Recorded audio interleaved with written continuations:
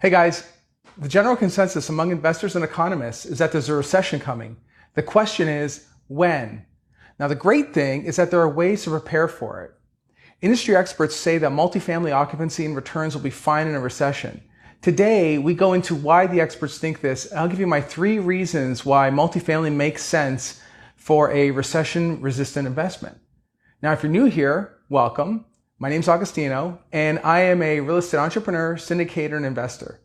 I like to share my stories, my lessons, and my advice from my journey in real estate, particularly multifamily real estate. And I enjoy helping others get into the business as well. I do that through the Bulletproof Cashflow social media channels like this one here, and through our coaching, both online and in person. Now, if you haven't subscribed yet, go ahead, do that now, and turn on notifications so you don't miss a thing. Also, I'd love to know who you are and what you're up to. So go ahead, say hi, leave a comment, and let's talk. Now, if you've gone through an economic crash, you may already know what happens. You get the rising prices, sharp rise in bankruptcy, high unemployment. It makes people want to stockpile cash, and causes other people to panic. Now, the reason why is because there's no predictability. For those that went through the last crash, many of those people lost their entire savings. They still haven't recovered to this very day. You need a safer instrument to protect yourself. You need something that is way more predictable.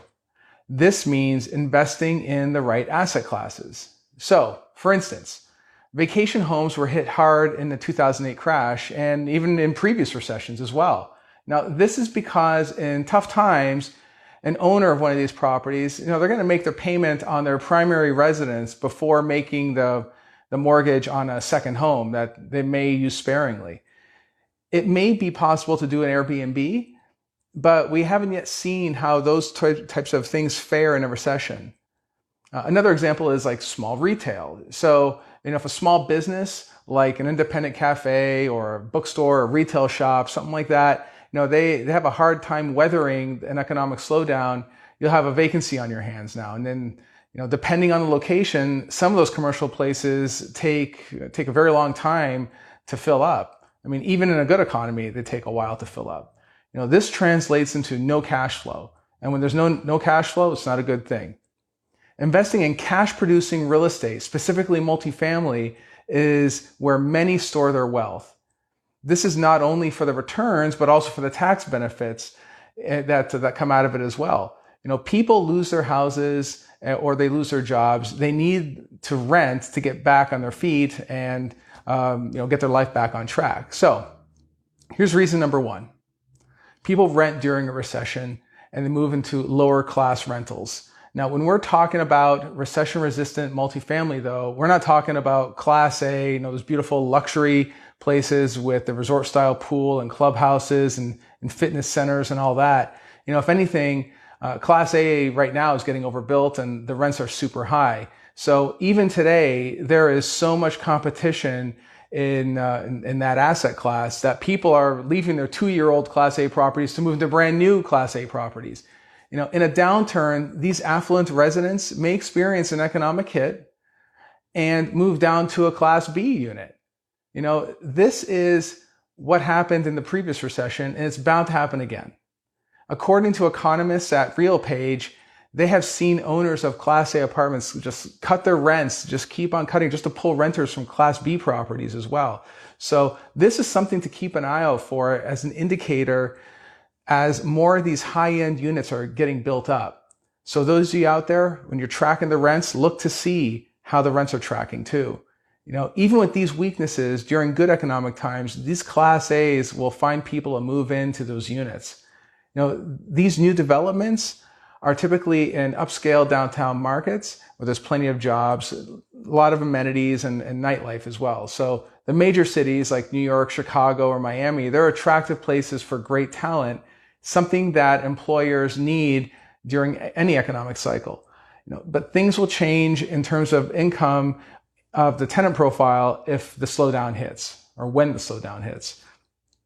So this needs to be considered. And this is what makes Class B and C properties recession resistant, right? The reason number 2, people losing their houses will move into a rental. No matter what happens in the economy, people always need a place to live. When there is an economic slowdown or a recession, people will tighten their belts. And those who are in Class A will move down to a Class B. Those who are in a Class B will go down to a Class C. In the last recession, there was an explosion of foreclosures.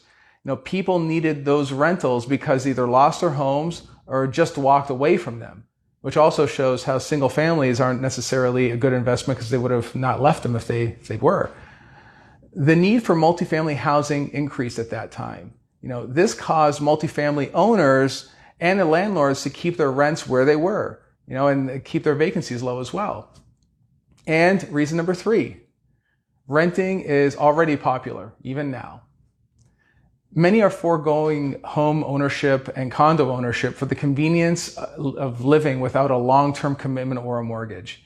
While the home ownership rate is at its lowest point since the 1960s, people are migrating to apartment living. Many of these people are taking on all these property units, are Gen Zs and young millennials. This group of people, they're the up and coming workforce, and they're looking for workforce housing. They opt for affordable Class B and C properties close to their jobs and close to local amenities as well. If they want to leave their jobs, they can break their lease and move across the state for a new job. Needless to say, these B and C properties, they'll always be the best play for multifamily rentals because these are less expensive units. They benefit during the strong demand in good economic times and in bad. So, what's my strategy? These are the properties that my partners and I primarily focus on, these Bs and Cs. Class B and C properties will continue to perform through a cycle without the volatility and risk of a Class A or even a Class D, which we don't invest in at all. These properties are usually referred to as workforce housing, the Bs and Cs, because it offers affordable housing to hardworking people that want a safe, nice place to live. They want to raise their families, they want a place to call home. These B and C units will rent anywhere from between $500 to $1,400 in the very high end, depending on where the property is. And in both cases, these people rely on employment income to live and live from paycheck to paycheck.